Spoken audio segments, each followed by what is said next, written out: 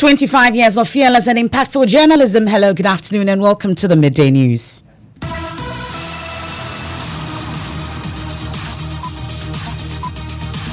This bulletin is coming to you live from the Joy 99.7 FM studios here in Kokomlemle at digital address GA0993341. Also live on Love 99.5 FM in Kumasi, affiliates across the country including Volta Premier in Ho, A1 Radio in Bogatanga, and Pad FM in Damongo. It's on ABN Radio in London and around the world at myjoyonline.com. The news is brought to you by UMB Bank, UMB Speed Up, DigiBank, Let's Go, and Teleso 4G. Just a touch. In this edition, Supreme Court rules that Martin Amidu is eligible to hold office as special prosecutor.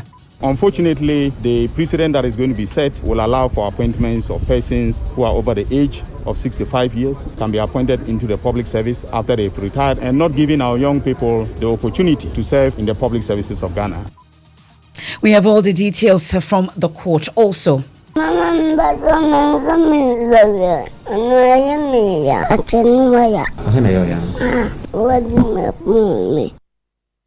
Father's abuse of a 3-year-old son over bedwetting triggers public anger. It's really wicked. How can you beat your son to that extent? Because your son has willy. Don't you have to sentence this guy life? We have more. Plus here from the police, man whose wife was arrested for conspiring with another lover to kill him is pleading for leniency for her. I believe my wife has been under a spell. She has been under the influence of spell. I want Asari to be jailed. As for my wife, I have forgiven her. We have sports. Should he be allowed back into the Black Stars? As a conversation on Kevin Prince Boateng's possible return rages on, we'll bring you a special report on his time with Ghana. And later in the bulletin, fellow Ghanaians, yo, for reference, this your incoming president, the face of G-Trap. It's not easy to be a celebrity or, to be a public figure. For reference, he calls himself the face of GH-Rap, but what about him has got social media buzzing the last few days? We'll hear from AY Puyo on Spotlight here on the Midday News with me, Emefa Apawu.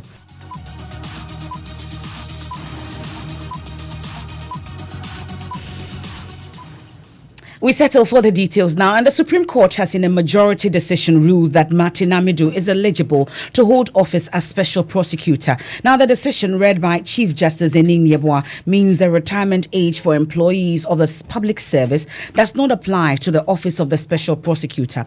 Former Deputy AG Dr. Dominic Ayene, who filed the case, had argued that at the time President Akufo-Addo named Martin Amidu as SP, he was not qualified because he was 66 years. Dr. Ayene's lawyers argued that Mr. Amidu could hold public office since he has exceeded the retirement age of 60.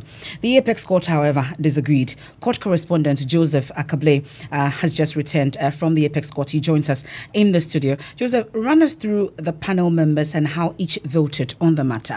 And so it was a 5-2 decision in terms of the panel members. Chief Justice Kwesi Ening Yeboah presided over by this particular proceedings.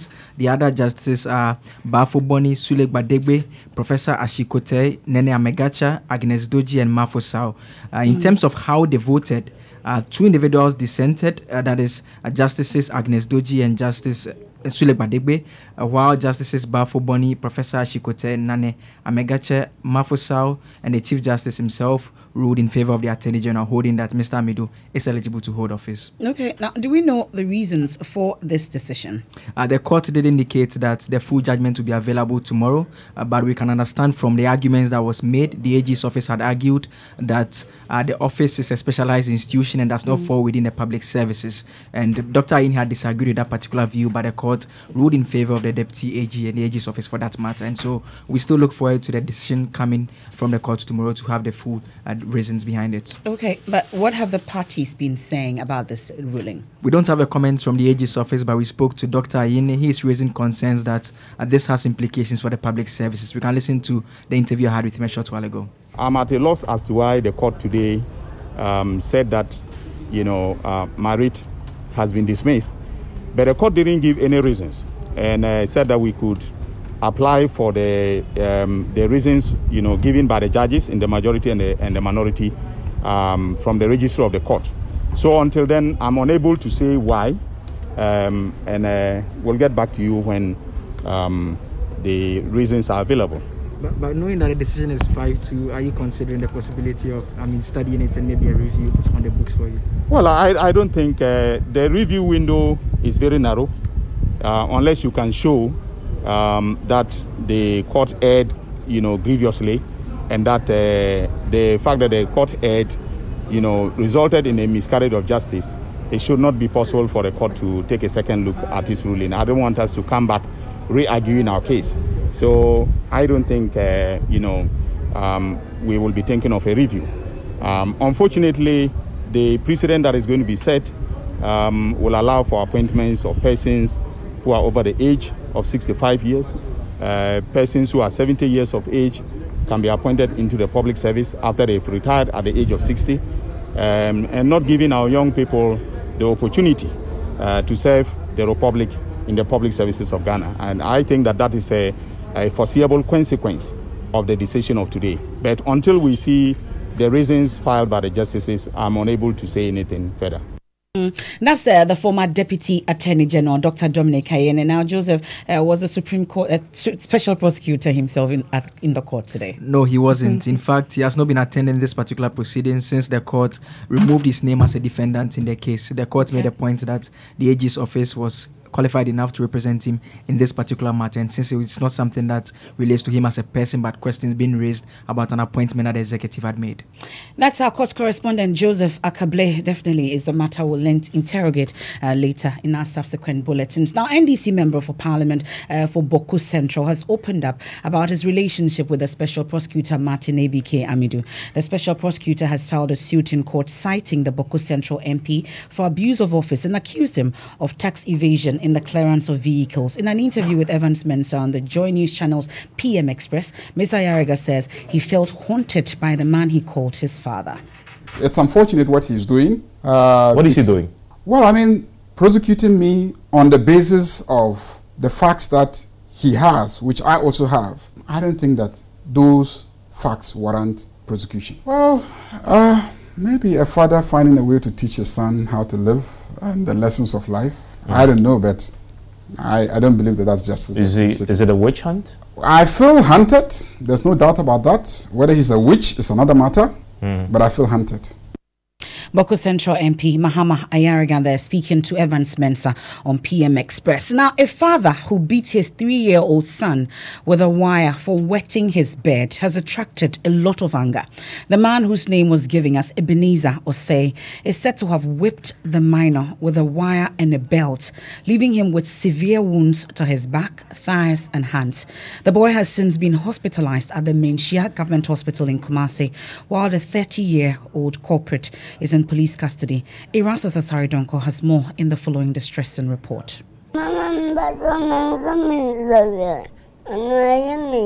Junior's body depicts a prisoner of war tortured in a concentration camp.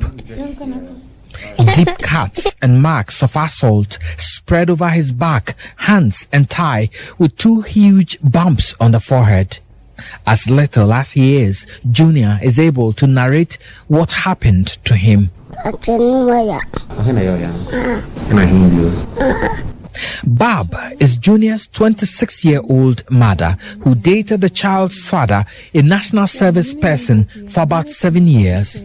The relationship collapsed because of what she alleges was physical abuse by the man.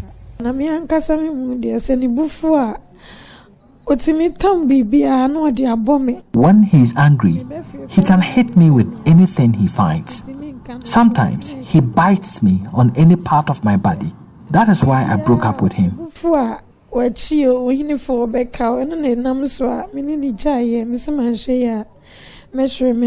Ebenezer reportedly took the child on a weekly visitation and started abusing him. She says it took the intervention of police at Bokrum to rescue the child, despite attempts by the father to conceal the act. Anytime when I called him, he refused to pick my calls, and I decided to go there and check on the child, but he said no. So I reported him to the police So I came with the police and they took my son to the police station. Then that I know my son is my son several injuries on his body. He said he beat him. He said Junior is stubborn. That is why he beats him up with wire and belts. He is now in the custody of the Domestic Violence and Victims Support Unit of the Mensia Divisional Police. Mensia Divisional Police Commander ACP Kwakubwa tells Love News police have sent the docket to the prosecutions unit to have him remanded in proper custody whilst investigations continue. We, as we talk now, have sent the docket of the matter to the Police Prosecution Unit, JUPOL, for study and further action, hoping that the man will be remanded into custody for us to continue with the investigations. Reporting for Joy News, Erastus Asaredonko, Kumasi. Now, this has drawn anger from listeners of the Super Morning Show who today called for severe sanctions for the man who is now in police custody. It's really wicked. How can you beat your son to that extent because your son has wiwi? The police has to dig because this man is not having any mental problem. Those who have to sentence this guy life. I am really, really sad. The man should be punished even if he is confirmed that he's having mental problem because you can't do this as a child. Why? This is so unfair, and I don't think they should delay on this. Please, can you guys get some people to work on this so that at least by the time the month ends or two, this man is dealt with? Before you can get to my children, you need to get through me. Please, some of the mothers, I am pleading with you. Some men at home are monsters. Watch out for them and do not leave your children in their care. Because some of them show the symptoms all over, but women decide to stay with them. And they leave these children at the fate of these wicked fathers. I'm sorry this is happening. This little child, please, if you can't parent a child, don't give birth. Don't give birth. It's not by force. Don't give birth. Some callers into the Super Morning Show this morning. You're still listening to the Midday News. You're on Joy 99.7 FM. We're also live on Facebook and also on myjoyonline.com. Let's head to Obuasi now, where the Municipal Assembly is recommending restrictions of movement following the upsurge of COVID-19 cases in the area. The Assembly, at an emergency Municipal Security Council meeting, adopted a proposal from the Assembly's Public Health Emergency Committee for either a lockdown or curfew to be imposed on Obuasi. Now, Obuasi in the last 2 months has seen its COVID-19 cases jump from 3 to 456, representing about 80% of the total number of cases recorded in the entire Ashanti region. The MCA, Elijah Adansibona, says the recommendations will be forwarded to the presidency through the Ashanti Regional Coordinating Council. He spoke to Joy News' Ohiming Teria of our health desk. We are talking about the security agencies, police, immigration, prisons, and the clinicians, talking about the doctors and the public health nurses who have been helping us in the fight against COVID-19, as well as the leadership of Obuasi East and Obuasi Municipal.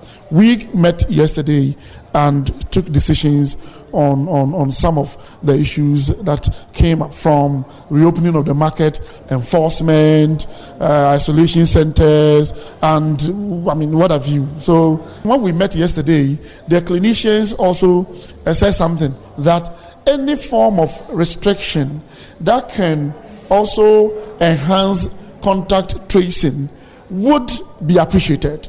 And I'm not an expert in terms of health issues. They have advised we would also escalate the advice to our bosses. So whatever decision that will be taken from the center, we have to respect that. But if you ask me, yes, either partial lockdown or curfew, but that can be announced by the president. So we're waiting for what the center will tell us. But we are doing our best before the center takes any decision and then impose it on us. I believe they know better, and whatever they do, whatever decision they take, and then implement it, I know it will serve our people better. That's the MCE for Obuasi, Elijah Adansibona. Let's head to the area because we're told that the Ashanti Regional Health Directorate is sending more personnel to the area, which has become the epicenter of the disease in the Ashanti region, recording 80% of the cases there. Prince Apia is on the ground. Prince, what can you report? MFI can report that the Ashanti Regional Directorate the regional health director in person of Dr. Emmanuel Tenkwan says they are sending more surveillance personnel looking at strengthening the contact tracing, the isolation and treatment to ensure that the spread is contained in Obuasi in the wake of the high numbers there, Emefa.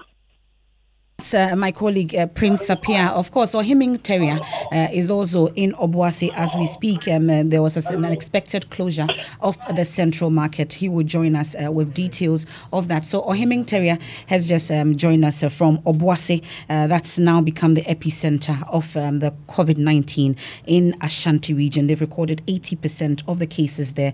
Some interventions have been put in place. Ohiming Terrier, you're on the ground. There was a scheduled closure of the central market. What's the situation? Yes, Emefa, the market was closed down last week.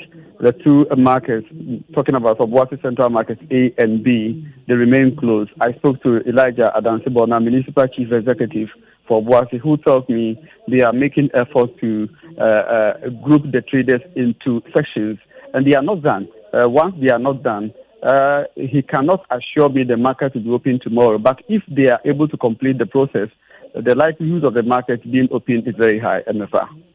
Now, Heming, earlier you had interacted with some residents that did not believe that the virus is actually real. Now that the cases have gone up, you've been interacting with them. Do they have a change of mind?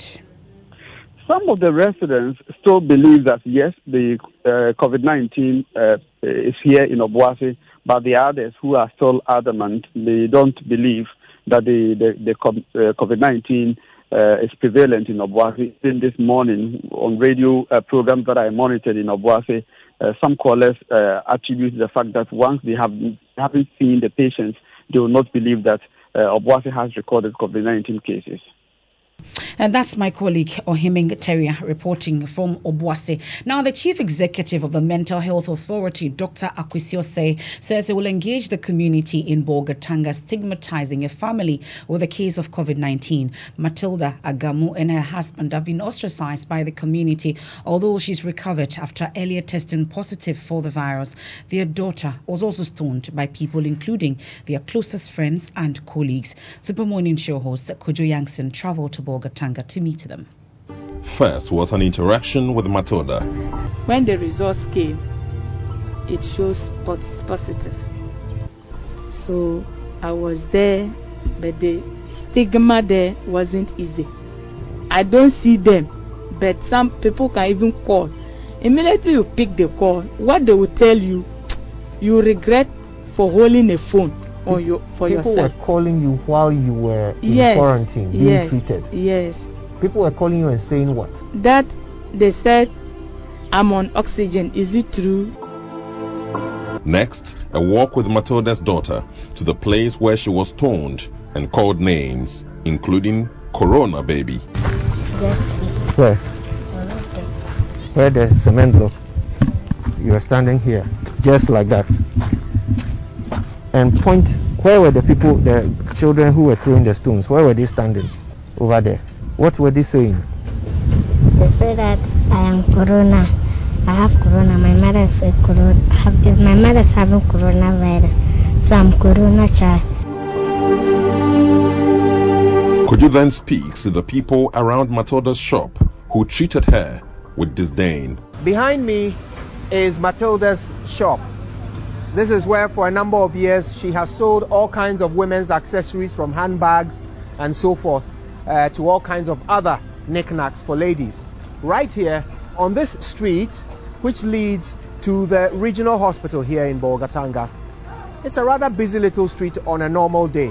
Matilda's shop is closed. The question is, can Matilda return to work comfortably, safely? How do her neighbors feel about her returning to work? For sickness, it can cut anybody at all. So far as our sister Mati is recovered, we don't have problem with her at all. Anytime she comes out to work, we also work together as a brother and sister. So, for those of the people in the community who might be worried, do you have a message? What message do you have? As for her coming back home, there is nothing to worry about, because we thank God that she went to that place and recovering. So we just wish her well. How about you? How do you feel about her returning? Tell us the truth. You know, if something is worrying you, I want to know. Thank God that I've covered it on, but no, it's okay.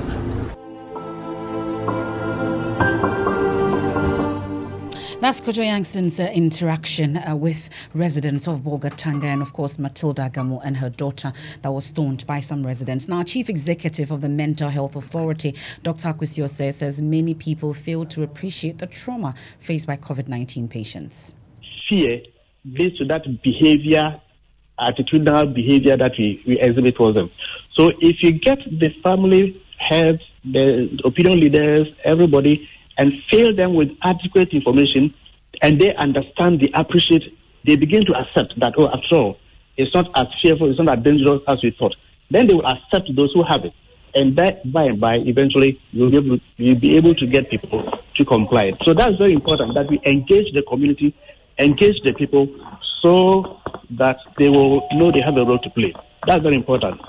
The Mental Health Authority, there we have our people down there, so the regional mental health coordinators. So you also get them to identify this family and give whatever support that needs to be given, the counseling, the support, and also engage the community so that they can provide the necessary support based on the understanding that they get. Chief Executive of the Mental Health Authority. Time for a quick breather on the midday news. Our top story so far. Supreme Court rules that Martin Amidu is eligible to hold office as special prosecutor. Still to come, man whose wife was arrested for conspiring with another lover to kill him is pleading for leniency for her. I believe my wife has been under a spell. She has been under the influence of a spell. I want Asari to be jailed. As for my wife, I have forgiven her. We also have sports and later in the bulletin. Fellow Ghanaians, yo, Horarians, this your incoming president, the face of GA Sharp. It's not easy to be a celebrity or, to be a public figure. Horarians, no move at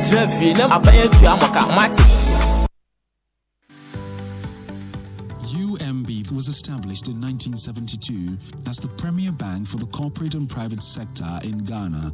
From our very beginning, as the only Ghanaian bank serving all categories of businesses, we set a standard for excellence and innovation over the past 45 years.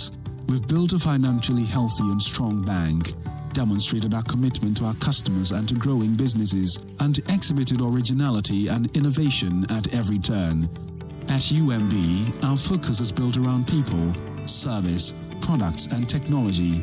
These are the key to our present success and our future triumphs. At UMB, we're poised to make a difference not only with our customers, but also in the banking industry. We invite you to share in our future. Our future starts now with you. Thanks for staying with us. Let's do sports now with Hansman Sando. And the story of whether Kevin Prince Boateng should be called back into the senior national team, the Black Stars, or not, has been an annual affair since he first retired from the team after the 2010 FIFA World Cup in South Africa. Benedict also takes a look at where it started and the recent talk of whether he should be called or not under new coach CK Akono. They've got an opportunity to be forward here now. Jan is on the right. He'll go for goal with a shot. What a start here. Kevin Prince Boateng for Ghana. In 2009, before the World Cup in South Africa, Kevin Prince Boateng, German-born Ghanaian, decided to switch nationality and play for the Black Stars. He made his debut against Latvia and went on to play at the 2010 World Cup, scoring 1 goal. He called it a quit after the tournament, citing injuries. There was no misunderstanding.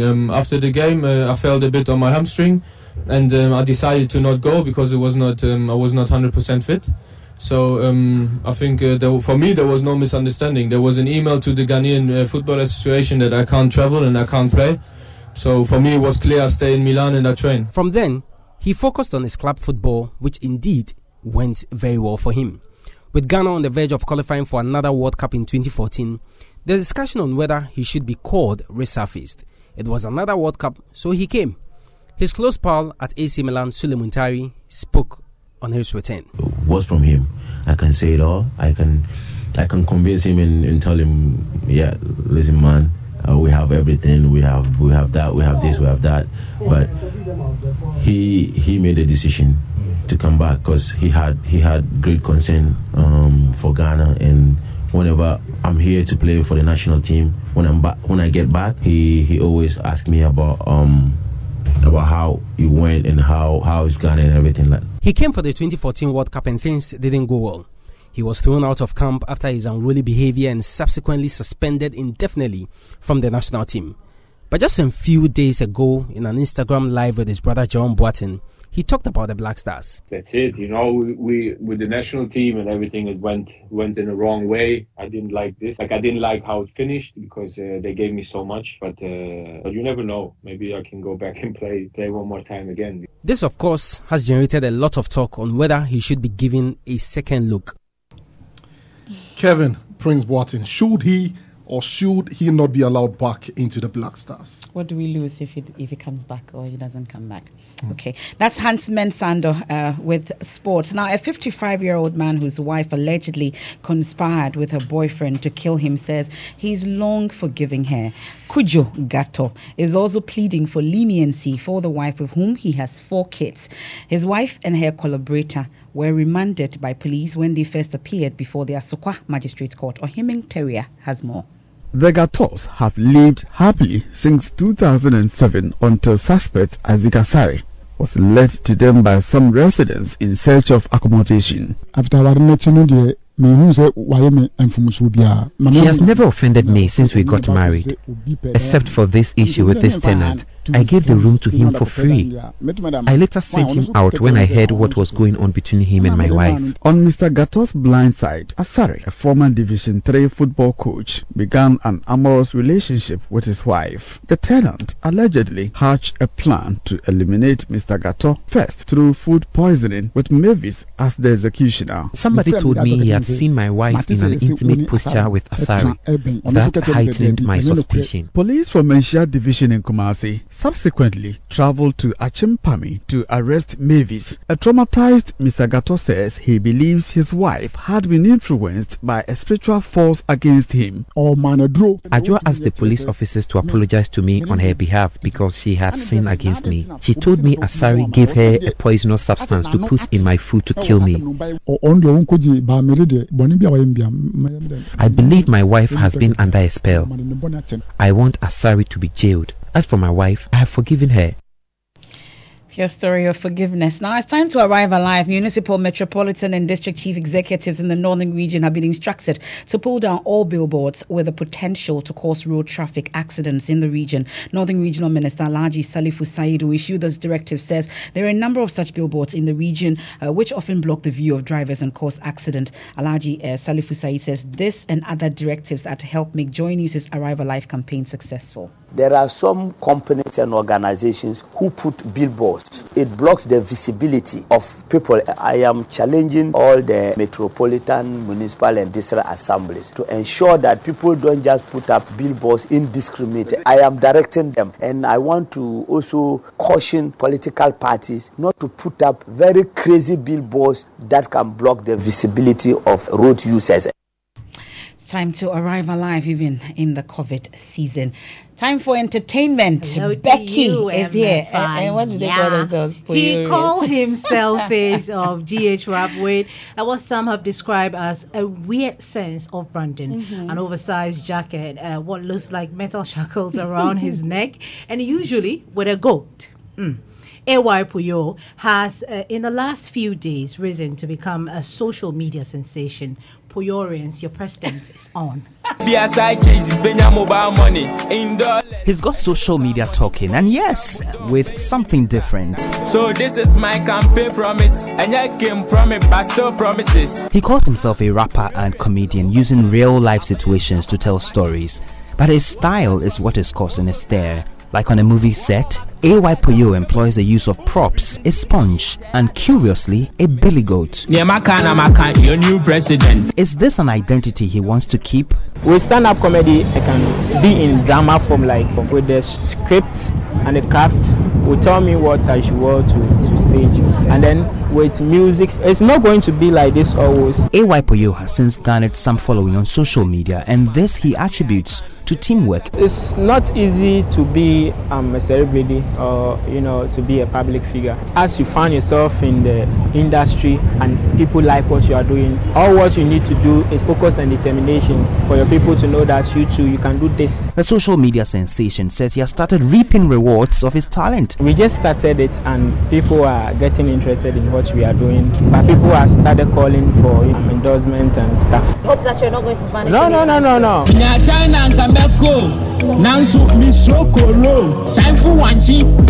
Despite ruffling a few feathers in the industry with his bars, this budding entertainer is around and basking in what has become his newfound fame. SM for life, Bepepa Parliament, Beam Nation, Beton Petrodent, Starch Nation, missing ingredient. From one freestyle to another, one music cover after another, this is AY Puyo.